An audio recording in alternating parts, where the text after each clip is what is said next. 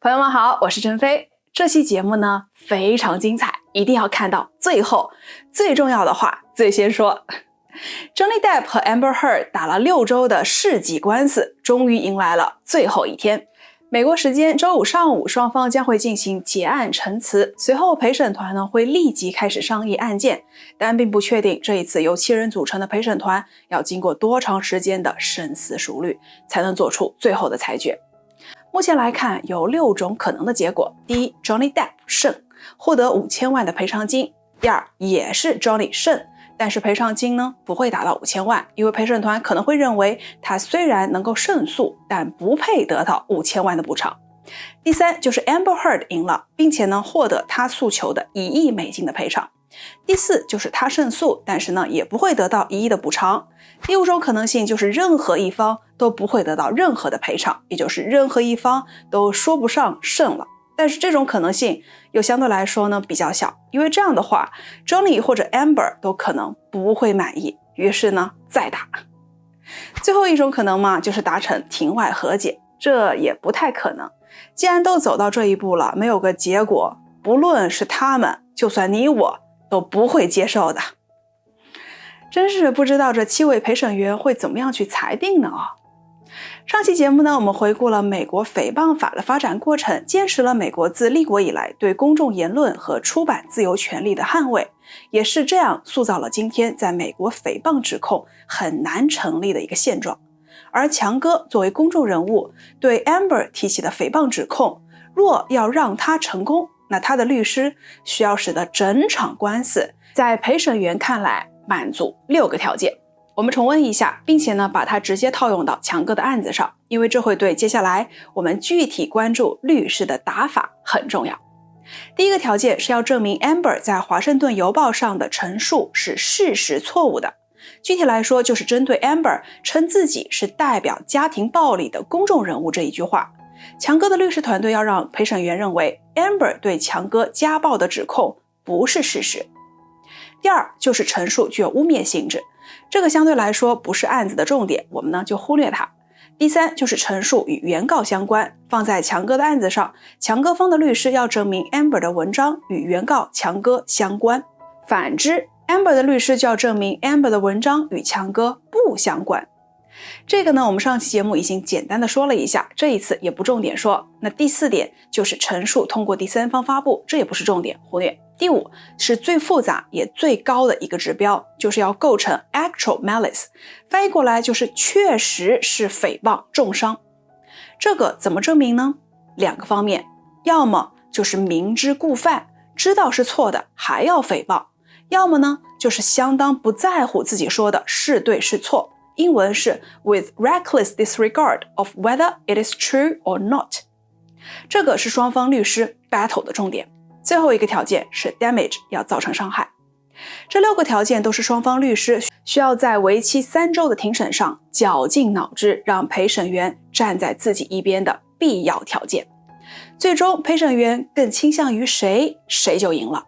而怎么样才能够让陪审团更倾向自己，那就和闻大名抖3抖的美国律师的表现息息相关了。在这6个条件当中，难度最大最复杂的有3个，第一个就是陈述事实是错误的，第5个 actual malice 和最后一个 damage。 我们就来看看双方律师是如何在这3个问题上 battle 的。相信我，真的是撕破脸鲜血淋漓的战场。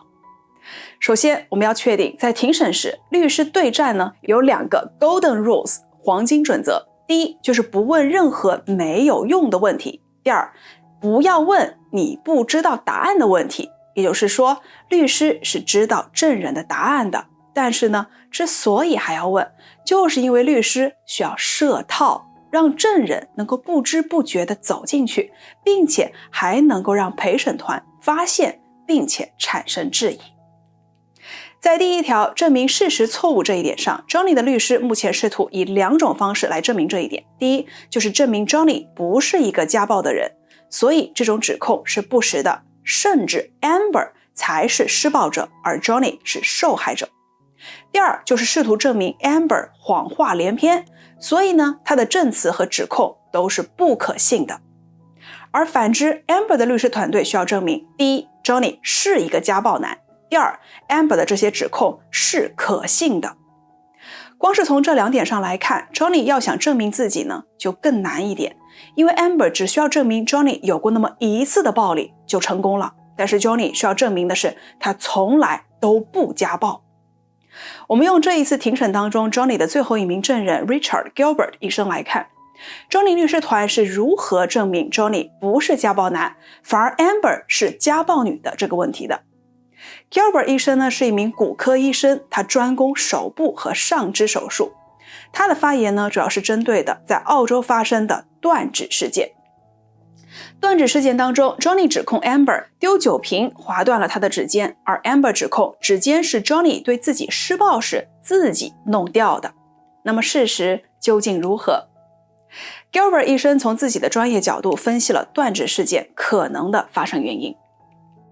In your opinion, could this injury have been sustained in the manner Mr. Depp described? I do believe so. And how might that work?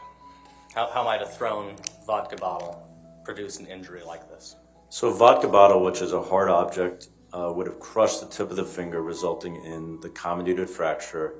And in addition, as the vodka bottle broke, the glass would have lacerated the finger, resulting in the soft tissue loss that was also seen with this injury. What's your assessment of the description of the cause of the injury offered by Ms. Heard? I think that's highly unlikely. And why is that? Because in general, when an injury is caused by punching against a wall or a hard object, it is extremely rare to see an injury to the tips of the fingers, which is seen with Mr. Depp's injury.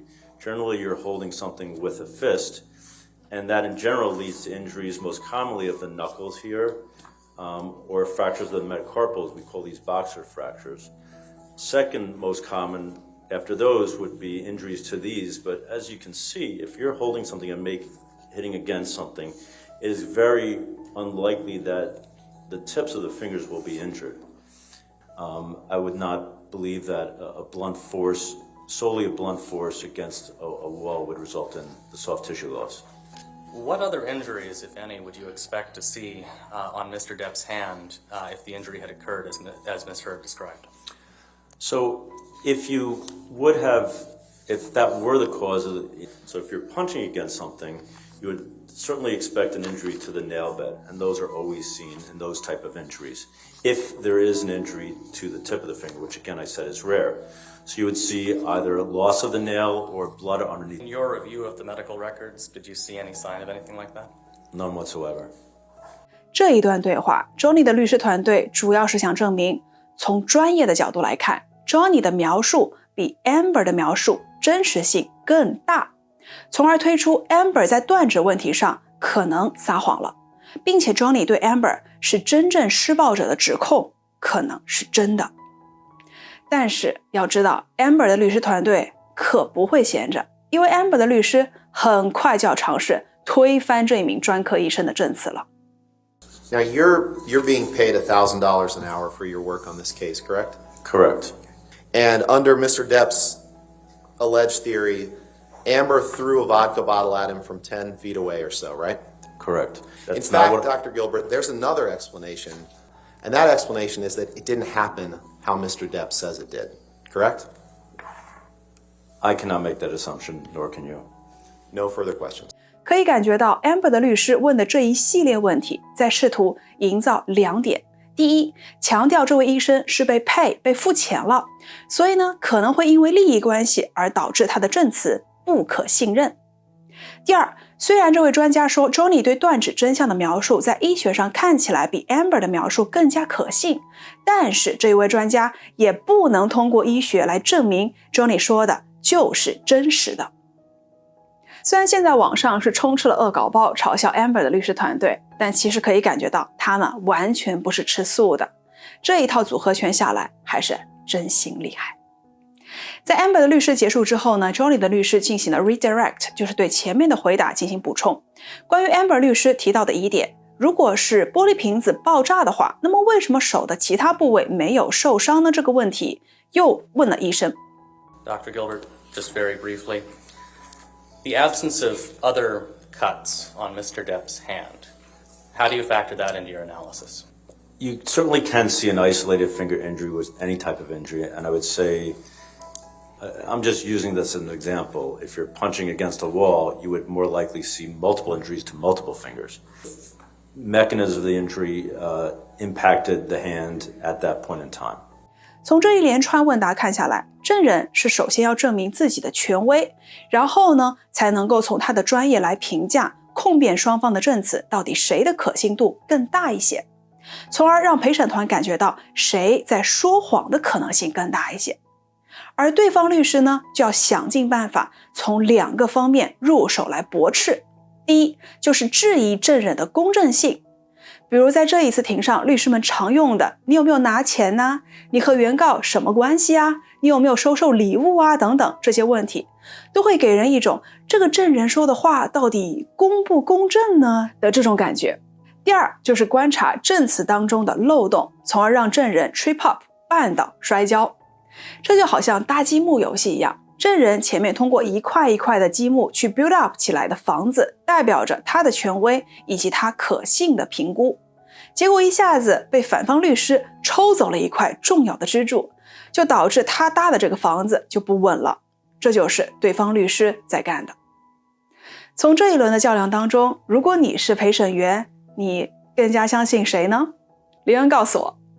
我个人是更倾向于 Johnny 的，因为医生的证词认为 Amber 的描述是极不可能，他的说法非常的鲜明。虽然 Amber 律师尝试推翻了，但是呢，并不能够完全推翻医生的这个证词。我们再来看第5个条件 actual malice， 就是确实要证明是诽谤和重伤。这个呢是最难也是标准最高的条件。我们来看 Johnny 的明星律师 Camille 是如何盘问 Amber 的。Ms. Heard, you just testified that this case has been very hard for you. So let's talk about that and why. All right. Your lies have been exposed to the world multiple times, right? I haven't lied about anything I've been here to say. You sat here and told this jury that the events in Hicksville started with Mr. Depp getting really upset about a woman leaning on you. Is that correct? Yes, that's effectively what happened, yeah. You testified that he actually grabbed that woman's wrist and twisted it, right? And told her that he could effectively break her wrist by saying he knew how many pounds of pressure, or asking her how many pounds of pressure it took to break a human wrist. But your own witness, your former best friend, Rocky Pennington, she didn't corroborate that, did she? I'm not quite sure what part of that night she saw. There were a lot of people there.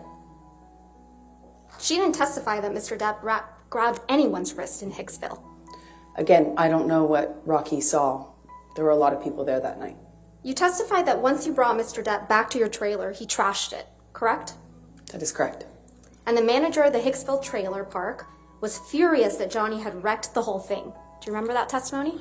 That's correct. Well, we heard from that manager of the Hicksville trailer park, Morgan Knight, on Monday, didn't we? I'm not quite sure who that guy was or if he had any involvement in this. I know a lot of people have come out of the woodwork to be involved. So you're accusing Mr. Knight of testifying and committing perjury? I'm not accusing anyone. I just don't recognize that man. You heard Mr. Knight testify that it was actually you who was upset with Mr. Depp spending time away from him. Isn't that correct? How would he know? He wasn't there. You heard Mr. Knight testify that it was actually you who was yelling at Mr. Depp. Again, I've heard a lot of people say a lot of things to be involved in the Johnny Depp show, but he wasn't there. He doesn't know, and he certainly doesn't know what happened behind closed doors, like most people. So you're calling Mr. Knight a liar? I am saying he wasn't there, and what he testified to doesn't match what I know happened. But I don't fault him. He wasn't there, so how would he know? He testified he was there, Ms. Heard. Did you hear that? That's his testimony, yes. So you're calling him a liar? I'm just saying he wasn't there. In fact, you testified that you were, quote, shocked when you saw press when you were leaving the courthouse. Yes? Yes. You weren't shocked at all, though, were you? Incorrect. It was You knew the horrifying. press would be at the courthouse, right, Ms. Heard? No. Well, you did bring your publicist to the courthouse with you on May 27th, 2016, didn't you? I sure did. I'm a public figure. I brought my publicist in case it blew up. In case. And You actually I'm glad had I did. alerted TMZ that you would be filing a TRO against Mr. Depp that very day, No, I did didn't not. you? No, I did The not. one day you didn't bother to wear makeup to cover up the mark on your face. I did not call TMZ or any other news source or paparazzi source. No one. Well, I never did that. We heard testimony from former TMZ employee Morgan Tremaine yesterday, correct? Did I hear his testimony? Yes. Yes, I was here. Yes. And you heard Mr. Tremaine's testimony that he knew to dispatch the paparazzi to the courthouse on May 27th, right? I heard him say that he knew that, yes. Yeah, and that he dispatched paparazzi to the courthouse to capture a picture of an alleged bruise on the right side of your face. Do you remember him saying that? I remember him saying that. That information must have come from your team, right, Ms. Heard? Absolutely not. Why would I want that? What actual survivor of domestic violence wants that? Now, the video of Mr. Depp beating up some kitchen cabinets, you admit that you took that video, correct? Yes, I did. Right. And you acknowledge that the video was released online the day before you were deposed in connection with your divorce from Mr. Depp in August of 2016, right? I believe it was, yes. But you testified that you had absolutely nothing to do with the video's release, right? Absolutely not. And you testified that you learned about it when you landed after flying into LA. Do you remember that testimony? Upon touchdown is when I was alerted to the video's You existence heard Mr. online. Tremaine testify about this video as well yesterday, didn't you? Yes, I did. And you heard Mr. Tremaine testify that TMZ received the cabinet video the same day you landed at LAX, yes? I don't know if I don't know if that's what his testimony was. I'm sorry. You heard Mr. Tremaine testify that the cabinet video was posted 15 minutes after TMZ received it, yes? That's what I heard him say. And that this could only have been possible if the video was received directly from the source, yes? I heard him say that. I don't know if that's Tremaine so. testified. I know that's incorrect, is what I mean to say. Another liar on the stand. I just know that that's incorrect. Right. And you heard Mr. Tremaine testify that TMZ owns the copyright to the cabinet video, right? That's news to me. The cabinet video you filmed of your then husband, yes? The copyright ownership of that is news to me. I learned that yesterday. It's the cabinet video that you captured of your then husband, yes? That is correct. I did capture that video, and yes, cabinet that was video- my husband. The same cabinet video that was released the night before you were deposed in your divorce, yes? That's correct. You must have also heard Mr. Tremaine testify that the version of the cabinet video that TMZ received was incomplete compared to the video the jury saw in this trial. Did you hear that? The video that that you have seen is complete. Right. But the one TMZ got the day before your deposition in the divorce was incomplete. I don't know. I haven't seen it. He testified that at the beginning portion of the video where you set up the camera, that wasn't included in the video that TMZ received. I don't know what video TMZ I'm talking received. about Mr. Tremaine's testimony, Ms. Heard. Testimony? No, I'm asking you if you recall hearing him say those words to this jury. Yes, Under oath. I heard his testimony. We all did. And he testified that the end of the video where you can be seen smirking. I know you testified earlier that you haven't been smirking in this trial, but you sure were caught on camera smirking in that video. I disagree with that. Was also not included in the TMZ video. Everyone can watch that video and you can determine whether you think it's funny to me or not. That's because the video came from you, right, Ms. Heard? No, it did not. Ms. Heard, you edited out the portions that made you look bad before sending it to TMZ. You're very wrong about that. 可以感觉到 Camille 的问询非常的强势，并且呢，他明确地指出 Amber 的证词有多处与其他证人的证词有出入，甚至有相矛盾的地方。所以 Camille 在陪审团面前就是一个一个将这些证词给列出来。但是 Amber 的表现就像是我听不见、看不见、听不懂一样，抓住他自己的说法不放。不管你们说了什么，反正我就是要这样说。如果我是陪审团的成员，那在这样的情况，我对他的信任度已经不高了。最后一个，我们来说说 damage 给对方造成伤害的这一个条件。先确定一下双方的指控。Johnny 呢是指控 Amber 的文章毁了他与迪士尼的海盗系列，因为 Amber 的文章发表的4天之后，迪士尼就宣布与 Johnny 解约，海盗系列要重置。3个月之后 ，Johnny 就对 Amber 提起了诉讼。那么 Amber 方的律师是如何尝试来推翻 Johnny 的这个指控的呢？ Amber 的律师请来了迪士尼的制片主管 Tina Newman。Do you recall seeing in any of the documents you reviewed, either being involved as the corporate designee or in preparing as the corporate designee, do you recall seeing an op-ed written by Ms. Heard? No. Do you recall in your preparation any document that referred in any manner to the op-ed written by Ms. Heard? I would say no. The word op-ed in any of those documents? I don't recall that, no. Did you have any discussions with anyone at Disney about any future Pirates of the Caribbean role, a lesser or greater role, a different role, or a different production? No. Did you have any discussions with anyone at Disney about the impact of the op-ed by Ms. Heard on the relationship between Disney and Mr. Depp, including considering Mr. Depp for any work with Disney, any future Pirates of the Caribbean role? No.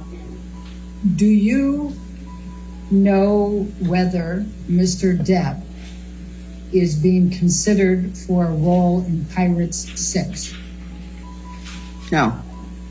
Does that mean you don't know one way or the other, or he is not being considered? I don't know one way or the other. I was just going to say that decision doesn't fall within my job responsibility. It's above my head. It's the best way to say it. So what is the knowledge you have about Pirates 6? Like I said, I just know that it's a project that's possibly in development at the studio. That's it. Do you know whether anyone at Disney has ever even read the op-ed written by Ms. Heard? No. 这一段相信很多追剧的朋友呢都已经看到过了。Newman 是否定了是因为 Amber 的文章而造成迪士尼和 Johnny 分手，看起来好像对 Johnny 不太乐观，因为这似乎已经推翻了 Johnny 的指控。不过对于我们看客来说真的是搞不明白了，这怎么可能嘛？不是如此的话，那迪士尼为什么要和 Johnny 分手呢？别急，后面还有。这一段呢是相对来说没有那么被广泛传播的部分。Subject HR, Johnny Depp, a star in crisis, and the insane story of his missing millions. Do you see that? Yes. Okay. Do you have any understanding as to why Angela Shaw was sending this communication to this group, the two co-chairmen, the president, vice president of production, head of communications on this particular day? I don't know what the intent of the email is, but obviously we have a relationship as a company with Johnny, so I assume that's why she may be bringing it to their attention. All right, and just to take that a little bit further, given that Disney has a relationship with Johnny Depp, if there is publicity relating to Johnny Depp, whether it be positive or negative, that would be relevant to Disney, would it not? Yeah, I mean, I can't say how it's relevant to Disney, but given that Angela is part of communications, it's her job to, keep the studio abreast, I guess, of anything concerning the company. So that's about as far as I can read into it. Okay. And so that's your interpretation of why Angela Shaw sent this to that group of people, was to keep them apprised of this particular article on Johnny Depp. Would you agree? Yeah, that would be my assumption. Yeah. And do you have any recollection of ever reading the Rolling Stones article about Johnny Depp back in this time frame? I honestly don't remember if I ever read this document. I may have. Do you have any understanding of why this would be sent from Alan Horn to these other individuals on the top? Again, same as before, just because of the fact that we have a relationship with Johnny. So they may have determined it was important to bring it to their attention. As you sit here today, are you aware of any document in Disney's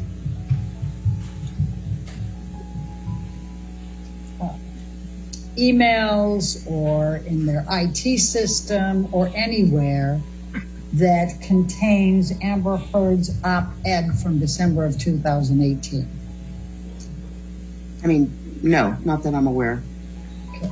Are you aware of any decision maker within Disney who has ever said they are not casting Johnny Depp in Pirates 6 or any other role because of Amber Heard's op-ed? No. Are you aware of any decision maker outside of Disney? And by this, I'm including producers, directors, people of that ilk, who have ever said they were not considering Mr. Depp for Pirates 6 or any other movie because of Amber Heard's op-ed from December 2018? No. 看到这里，你是不是有一点别样的感觉？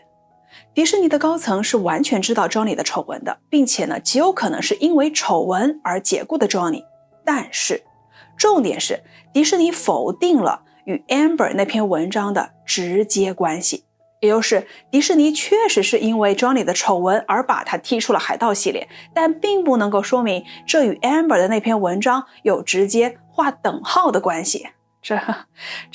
那 Johnny 的丑闻哪里来的？还不是 Amber 爆的吗？但是在这一个 point 上面 Amber 的律师只需要证明 Johnny 的指控就是那一句因为 Amber 在华邮上发的文章而导致自己失去海盗形象的指控是不成立的。至于 Amber 是不是在其他的地方诽谤了他，又是不是打了 Johnny， 这都是要再另当别论的事情。再直白一点的来说，就是说 Johnny 指控 Amber 对他诽谤是一个面，可能是在 TMZ 上诽谤，也可能是在 People Magazine 上诽谤，也可能是在华邮上诽谤，到处诽谤。但是这个案子呢，是落在了华邮的那篇文章之上，就是实际只落在了一个点之上。所以 Amber 的律师只是在推翻 Johnny 在这一个具体的问题上的指控，并且呢，还同时间营造出了一种概念，是 Johnny 自己的丑闻。比如迪士尼高层提到的太阳报的事情，是 Johnny 自己的形象不佳而导致了迪士尼最终与他解约，而不是直接因为 Amber 的文章。这个就其实是 Amber 的律师反复在强调的点了。那你可能会问了， Johnny 的丑闻不也大部分就是因为 Amber 吗？没错，但是那就不是这一个迪士尼高层参与的辩论了，是庭上的其他辩论了。就比如说法庭上就有关 Johnny 砸橱柜丢酒瓶的这个视频是不是 Amber 流出的问题的辩论， Amber 当时是否定是自己放出去的，那就又与他无关了。所以可以感觉到 Amber 的律师在请迪士尼的证人时想营造的观念是 Johnny 自己的形象败坏导致他的事业尽毁。如果说迪士尼的证人只能够轻微的让人有这样的感觉的话，那么接下来的这一位呢就更加明显了， Tracy Jacobs。 他是担任了30年的 Johnny 的经纪人。他说 Was Mr. Depp a difficult client to represent? He wasn't initially, and it became far more complicated in the last 10 years of my representing him. And how did it become far more complicated in the last 10 years you represented him? His unprofessional behavior. Anything else? I think that covers a multitude of things. And that's going to be my next question. What do you mean by Mr. Depp's unprofessional behavior in the last 10 years of your representation? Showing up late to set consistently on virtually every movie. I would get yelled at. I never said to him, "You're a difficult client." I never used those words, but I was very honest with him and said, "You've got to stop doing this. This is hurting you." And it did. Did, even with your speaking to Mr. Depp about him consistently showing up late for set, did he correct that behavior during that last 10 years? No. And what types of difficulties did that cause for Mr. Depp? Well, initially, crews loved him because he was always so great with the crew. But crews don't love sitting around for hours and hours and hours waiting for the star of the movie to show up. And it also got around town. I mean, people talk. It's a small community. And it made people reluctant to use him toward the end. And when you say toward the end, was that toward the end of your representation of Mr. Depp? Yes. As of the time that you were terminated by Mr. Depp in October 2016, did you still believe that Mr. Depp was the greatest movie star in the world? No, Why not? because his star had dimmed due to it getting harder to get him jobs, given the reputation that he had acquired due to his lateness and other things. And what were the other things? You know, people were talking and the question was out there about his behavior. And that behavior included, I think I've described it several times. would that behavior include alcohol and drug use? Yes. 这个不得不说，确实是很有力度。所以在这个问题上，在 Johnny 对 Amber 写的文章造成的伤害的指控上， Amber 的律师团队确实是抛出了迷幻弹。陪审团会如何判断，就只能够拭目以待了。在 damage 这个问题上，我们再来看另外一边 Johnny 的律师又是如何表现的呢？ Amber 反诉 Johnny 的言论也让他事业尽毁，导致他在水行侠2里的戏份被严重的删减。之所以说这一场官司是世纪官司，绝对没错，因为 Johnny 方的律师请来了 Amber 的老板华纳兄弟的一位总裁出庭作证。这位总裁说 Any point in time reduce Ms. Heard's role in Aquaman 2? The role in the film the size of the role in the film that she has was determined in the early development of the script, which would have happened in 2018, I would say. So and from there, beyond normal development, the role sort of, the character's involvement in the story was sort of what it was from the beginning. Was her role ever reduced for any reason? No, I mean, again, from the early stages of the development of the script, the movie was built around the character of Arthur and the character of Orm, Arthur being Jason Momoa and Orm being Patrick Wilson. So they were always the two co-leads of the movie. Did Warner Brothers ever plan to portray Ms. Heard as the co-lead in Aquaman 2? No, it was the movie was always pitched as a buddy comedy between Jason Momoa and Patrick Wilson. Was her compensation for Aquaman 2 affected in any way by anything said by Johnny Depp? No. Was her compensation for Aquaman 2 affected by anything said by Adam Waldman? No.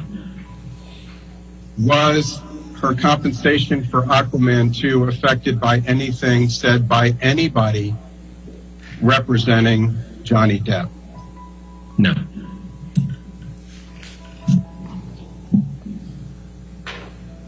What, if any, creative concerns did Warner Brothers have about casting Amber Heard as Mira in Aquaman 2?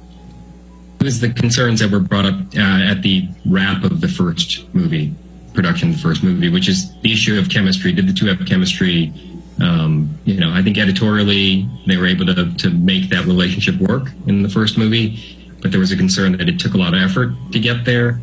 And would we be better off recasting, finding someone who had better, more natural chemistry with Jason Momoa and move forward that way? Did Warner Brothers take any steps affirmatively to audition other actresses for the role of Mira in Aquaman 2? No, we did not. Other than the creative concerns and concerns about chemistry you testified about, was there any other reason Warner Brothers delayed in picking up Ms. Heard's option for Aquaman 2? No, it was all concerns about whether she was the right bit of casting for the movie. What role, if any, did Ms. Heard's dispute with Johnny Depp have in Warner Brothers' delay picking up Ms. Heard's option for Aquaman 2? There was none from our end. 他的这个证词呢，是推翻了 Amber 关于 damage 的指控。视频当中，律师问到了一个人 Adam Waldman， 这个人呢是 Johnny 的律师之一。曾经这一位律师发表过一份声明，里面说 Amber 在媒体上使用虚假的指控，并且呢这些指控会根据他的需求随时变成剑或者是变成盾，剑刺向了 Johnny Depp。 这一段话是 Amber 指控的核心问题之一，这是代表 Johnny 的律师说出的话，那么是不是就能够代表这个话就是 Johnny 的意思呢？很显然这当然是 Amber 那边的想法，那我们就来看看 Johnny 的律师是如何防范的。 Do you currently represent John C. Depp II, who I will be referring to in this deposition as Mr. Depp or Depp? I do. And is this representation an attorney-client representation? It is. Does it include any other type of representation of Mr. Depp other than as an attorney-client? I would instruct the witness not to. And what is your role in this case as counsel for Mr. Depp? Objection. And I would instruct the witness not to answer that question. Okay, I'll I would instruct the witness not to answer that question. That calls for attorney-client privilege.